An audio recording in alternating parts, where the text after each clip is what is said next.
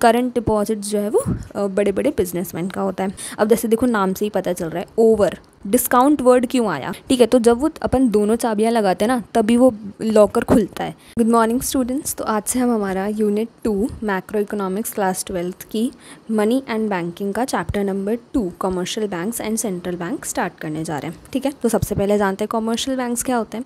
So commercial bank is an institution which performs the function of accepting deposits from the public and making loans and investments with the objective of securing profits। ठीक है, मतलब main point क्या हुए, 2 points निकल के आए। ठीक है, पहला तो क्या है कि ये एक इंस्टीट्यूशन है। ठीक है, एक इंस्टीट्यूशन होता है कमर्शियल बैंक, ठीक है, जो कि कौन कौन से फंक्शंस परफॉर्म करता है, 2 फंक्शंस परफॉर्म करता है। नंबर 1 एक्सेप्ट करता है डिपॉजिट्स, किससे, पब्लिक से। पब्लिक कौन, यानी कि हम, जैसे भारत की जो जनता है ना, वो लोग, हम लोग क्या करते हैं, बैंक में जाते हैं, पैसे डिपॉजिट कराते हैं, तो कमर्शियल बैंक उन्हें एक्सेप्ट कर लेता है। तो ये उनका फर्स्ट फंक्शन हो गया। दूसरा फंक्शन क्या बोला कि मेकिंग लोन्स। अब जैसे हम तो डिपॉजिट कराने जाते हैं पैसे और वो ले लेते हैं, एक्सेप्ट कर लेते हैं। अब बहुत से लोग पैसे बैंक से लेने भी तो आते होंगे ना, तो वो लोन देते हैं। ठीक है, तो कमर्शियल बैंक एक तो लोन देते हैं और हमारे पब्लिक डिपॉजिट्स को एक्सेप्ट करते हैं। और क्या करते हैं, इन्वेस्टमेंट्स करते हैं। इन्वेस्टमेंट बैंक कैसे करता है, जैसे कोई बैंक है उसने क्या है शेयर मार्केट में या फिर कोई लैंड वगैरह, फॉरेन एक्सचेंज, इन सब में इन्वेस्ट करते हैं। ठीक है, with the objective of securing profit. ठीक है, अब प्रॉफिट भी 2 तरीके से बैंक निकाल सकता है। एक तो जो उन्होंने इन्वेस्टमेंट करे ना शेयर्स वगैरह में, उसका इंटरेस्ट मिलेगा और डिविडेंड मिलेगा। ठीक है, और दूसरा प्रॉफिट कैसे हो जाएगा कि जैसे ये लोन दिए, ठीक है, तो इन जो लोन्स दिए उन पे इंटरेस्ट चार्ज करता है बैंक, ठीक है, जिसको लोन दिए उससे, तो फिर वो जो इंटरेस्ट मिलेगा अपने बैंक को, वो भी क्या हो जाएगा, प्रॉफिट के अंदर आएगा। ठीक है, तो कमर्शियल बैंक, अगर कोई पूछे कि भाई कमर्शियल बैंक क्या होता है, तो हम क्या बोलेंगे, एक इंस्टीट्यूशन होता है जो कि दो फंक्शंस परफॉर्म करता है। पहला फंक्शन है कि पब्लिक से डिपॉजिट को एक्सेप्ट करता है, और दूसरा लोन्स प्रोवाइड करता है जो लोग लेने आते हैं, और इन्वेस्टमेंट करता है और उससे उनको प्रॉफिट जनरेट होता है। ठीक है, ये 3-4 पॉइंट्स हैं बस। अब फंक्शंस ऑफ कमर्शियल बैंक्स में आते हैं, तो मेनली 2 फंक्शंस हैं, प्राइमरी फंक्शंस, सेकेंडरी फंक्शंस। ठीक है, प्राइमरी फंक्शंस को हम मेन फंक्शंस भी बोलते हैं कि ये तो मतलब बैंक करते ही करता है। ये एडिशनल फंक्शंस हैं कि इनके अलावा भी और कौन कौन से दूसरे फंक्शंस होते हैं। ठीक है, सो प्राइमरी फंक्शंस में 2 आते हैं, accepting deposits and advancing of loans. ठीक है, जो कि हमने ऊपर डेफिनेशन में भी देखा था कमर्शियल बैंक्स की, कि पब्लिक से डिपॉजिट एक्सेप्ट करते हैं और जो लोग लोन लेने आते हैं उनको लोन देते हैं। ठीक है, सेकेंडरी फंक्शंस में आ जाते हैं। सेकेंडरी फंक्शंस 4 होते हैं। ठीक है, first is overdraft facility, second is discounting of bills, third है एजेंसी फंक्शंस, और फोर्थ है कुछ अदर फंक्शंस। ठीक है, चलो अब इनको एक एक करके देखते हैं। एक्सेप्टिंग डिपॉजिट्स, अब बैंक में बहुत सारे लोग आएंगे जमा कराने, बहुत सी बड़ी बड़ी कंपनीज़ भी पैसे जमा कराने आएंगी, और हम जैसे आम आदमी भी जमा कराने जाएंगे, और कुछ छोटे स्मॉल बिजनेसेस भी जमा कराने जाएंगे। ठीक है, तो 4 प्रकार के होते हैं। ठीक है, मेनली 3 ही होते हैं, एक आरडी इसमें हमने इंक्लूड नहीं किया है, पर वो भी मैं आप लोगों को समझाऊंगी। ठीक है, तो फर्स्ट होता है फिक्स डिपॉजिट। ठीक है, फिक्स डिपॉजिट क्या होते हैं कि हमने जो है इतने टाइम पीरियड के लिए बैंक में जमा करा दिए पैसे, और उस पर फिर हमें जो है ब्याज मिलेगा, इंटरेस्ट मिलेगा। ठीक है, ये फिक्स डिपॉजिट होते हैं। इन सबको भी अब हम आगे और भी डिटेल में पढ़ेंगे, अभी मैं शॉर्ट में बता रही हूँ। ठीक है, current account deposit, current account किसका होता है, मैंने पहले भी आपको बताया है कि करंट अकाउंट जो है वो बिजनेसमैन का होता है, बड़े बड़े बिजनेसमैन जैसे रिलायंस, जियो, ठीक है, इन सब का होता है। करंट डिपॉजिट जो है वो बड़े बड़े बिजनेसमैन का होता है। अब आ जाते हैं 3rd नंबर पे, savings account deposit. Savings account deposit किसके होते हैं, हम लोगों के होते हैं। ठीक है, आम आदमियों के होते हैं, या फिर स्मॉल बिजनेसमैन जिनकी मतलब एक छोटी मोटी सी बस एक शॉप है किराने की, ऐसे उनके सेविंग्स अकाउंट होते हैं। ठीक है, मतलब जिनके अंदर ज़्यादा डिपॉजिट्स नहीं होते हैं उनको सेविंग्स अकाउंट बोलते हैं। और करंट अकाउंट और सेविंग्स अकाउंट को ही हम क्या बोलते हैं, डिमांड डिपॉजिट्स। ठीक है, डिमांड का मतलब यहाँ पे क्या हो गया कि हम जब भी चाहें हमारी डिमांड पे पैसे इन दोनों अकाउंट में से निकाल सकते हैं। ठीक है, बिजनेसमैन जो है वो डेली अपने बहुत लाखों का, करोड़ों का ट्रांजैक्शन करते हैं, तो वो लोग करंट अकाउंट में से निकालते हैं, और हम लोगों को जब ज़रूरत होती है तब हम बैंक जाते हैं, पैसे निकालते हैं और आ जाते हैं। ठीक है, चेक से भी निकाल सकते हैं, राइट। तो हमारी डिमांड पे बैंक जो है हमें पैसे दे देता है। तो ये दोनों किस में आते हैं, डिमांड डिपॉजिट्स में आते हैं। ठीक है, एक और आता है इसमें, यहाँ पे लिख लेते हैं 4th नंबर पे, 4th नंबर पे हमारा आता है आरडी। ठीक है, आरडी का फुल फॉर्म क्या होता है? Recurring deposit. ठीक है, रेकरिंग डिपॉजिट, इसमें क्या होता है? रेकरिंग मतलब क्या होता है? रिपीटिंग डिपॉजिट, यानी कि हर महीने हम जाते हैं, एवरी मंथ हम जाते हैं और बैंक में लेट सपोज 500 या 20 रुपीज़ ऐसे, मतलब जो भी आप लोगों को जमा कराने उतने आप जमा कराते हो और फिर उस हिसाब से आपको इंटरेस्ट मिलता है। ठीक है, तो मतलब आरडी और एफडी में यही डिफरेंस है। एफडी में आप एक ही बार में जो है अमाउंट इतने टाइम के लिए डिपॉजिट करा देते हो और उस पर फिर आपको इंटरेस्ट मिलता है, लेकिन आरडी में आप हर महीने डिपॉजिट कराते हो। ठीक है, बस यही डिफरेंस है। अब आ जाते हैं एडवांसिंग ऑफ लोन्स। ठीक है, एडवांसिंग का मतलब कुछ नहीं है, वही लोन देना ही होता है। तो लोन्स भी बहुत सारे टाइप्स के होते हैं। ठीक है, पर्सनल लोन होता है, शॉर्ट टर्म लोन्स होते हैं, डिमांड लोन्स होते हैं, गोल्ड लोन्स होते हैं। ठीक है, गोल्ड लोन तो पता ही है, गोल्ड दे के फिर उसके बाद आपको लोन मिल जाता है, पैसे मिल जाते हैं। ठीक है, पर्सनल लोन वही आपको कोई कंपनी वगैरह शुरू करनी है उसके लिए, शादी वगैरह के लिए लेना है। शॉर्ट टर्म लोन आपने बहुत कम टाइम के लिए लोन लिया है। ठीक है, और डिमांड लोन्स, इन सबको अपन आगे पढ़ेंगे। अब आ जाते हैं ओवरड्राफ्ट फैसिलिटी। ओवरड्राफ्ट फैसिलिटी क्या होता है कि ये ओवरड्राफ्ट जो फैसिलिटी होती है ना, ये सिर्फ करंट अकाउंट वालों को मिलती है। ठीक है, इसमें क्या होता है, अब जैसे देखो नाम से ही पता चल रहा है, ओवरड्राफ्ट यानी कि हम ज़्यादा पैसे निकाल रहे हैं। यानी कि करंट अकाउंट वाले क्या होते हैं कि बड़े बड़े बिजनेसमैन होते हैं, तो इसमें भी जो ट्रस्टेड बिजनेसमैन होते हैं ना, उनको बैंक क्या करती है कि जैसे मान लो छूट दे देती है कि अगर जैसे उनके बैंक अकाउंट में, मैं एग्जांपल ले रही हूँ कि उनके बैंक अकाउंट में जो है 10,000 रुपये।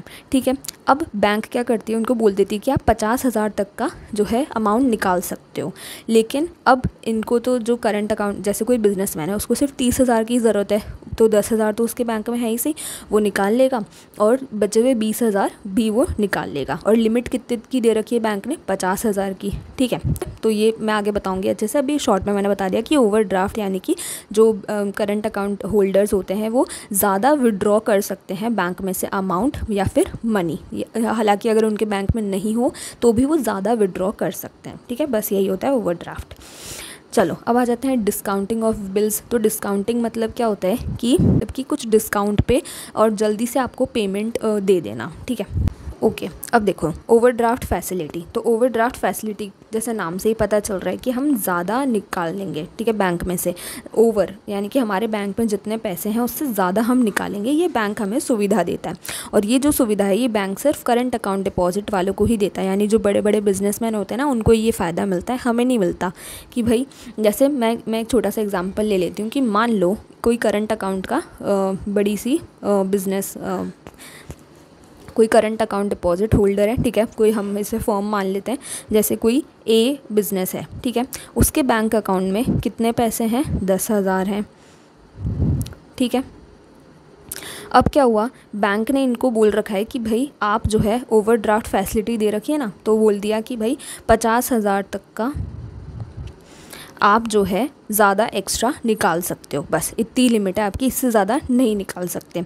तो भाई अब क्या हुआ कि फर्म ए को जो है 30,000 रुपये की ज़रूरत पड़ी। ठीक है, कितने की पड़ी? 30,000 की। अब 10,000 तो उसके पास पहले से थे, तो अब उसको कितने चाहिए? 30 चाहिए, तो यानी कि 20,000 वो और निकाल लेगा। ठीक है, ओवरड्राफ्ट कर लेगा, बैंक में से पैसे निकाल लेगा 20,000 और। ठीक है, क्यों? क्योंकि वो 50,000 तक की उसकी लिमिट है और उसने तो बस 20,000 ही निकाले हैं, तो अब उसको जो इंटरेस्ट देना पड़ेगा ना वो 20,000 पर ही देना पड़ेगा। जितना अमाउंट उसने विड्रॉ किया उतने पे ही वो इंटरेस्ट देगा। ठीक है,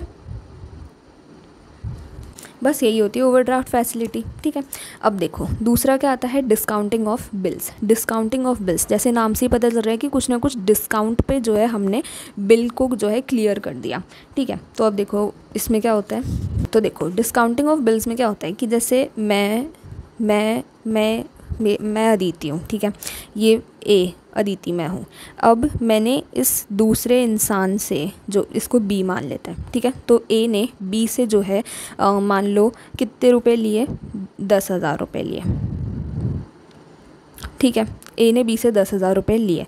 अब मैंने इसको बोला कि मेरे पास ना अभी तो 10,000 नहीं है, तो तू एक काम कर कि तू ना ये एक मैंने इसको मैंने इसको एक बिल बना के दे दिया।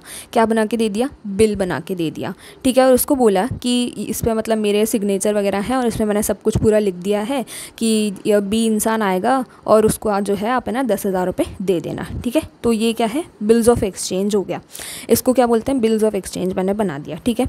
अब मैंने ये इसको दे दिया बी इंसान को। अब ये जो बी इंसान है ये इस बिल को लेके किसके पास जाएगा? मेरे बैंक के पास जाएगा, या जो भी बैंक होगा उसके पास जाएगा, ठीक है। और क्या बोलेगा कि जो है मुझे मतलब ये अदिति ने दिया है तो इसके बदले में मुझे 10,000 रुपये दे दो, ठीक है। तो अब इस बिल में क्या होता है ना, डेट भी लिखी रहती है। जैसे मान लो कि 3 महीने बाद या 3 महीने बाद या 10 दिन बाद ऐसे कुछ पेमेंट मैं वापस से बैंक को दे दूँगी, ठीक है। तो अभी तो क्या करेगी बैंक जो है इसको मेरे बिहाफ पे इसको पैसे दे देगी, ठीक है। 10,000 रुपये दे देगी इसको।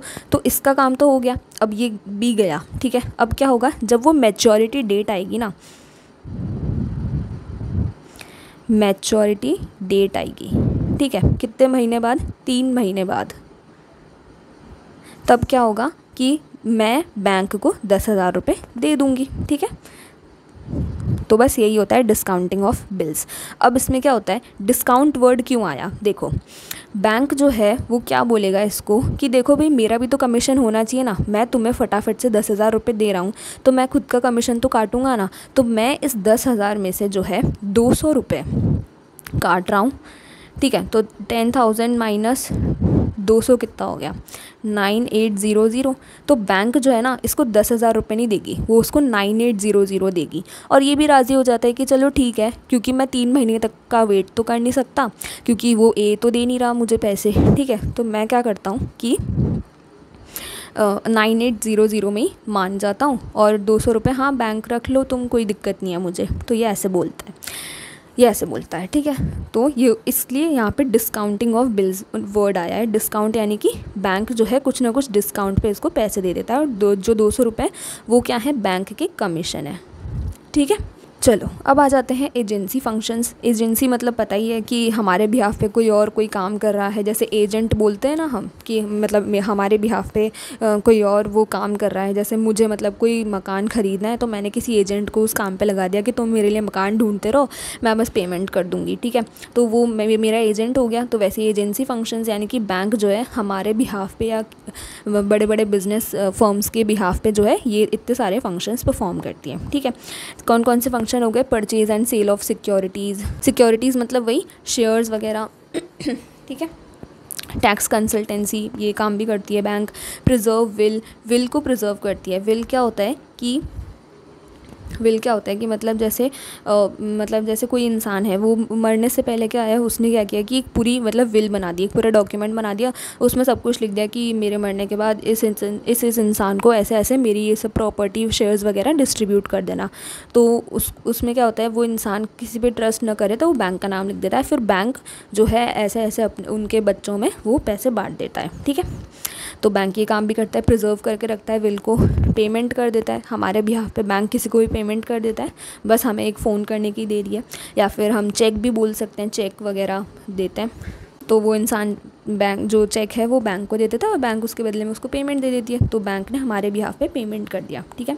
ट्रांसफ़र ऑफ फंड्स यानी कि इधर से उधर, एक जगह से दूसरी जगह, एक पर्सन से दूसरे पर्सन को भी बैंक जो है वो ट्रांसफ़र कर देता है फ़ंड्स, ठीक है। फ़ंड्स मतलब वही मनी।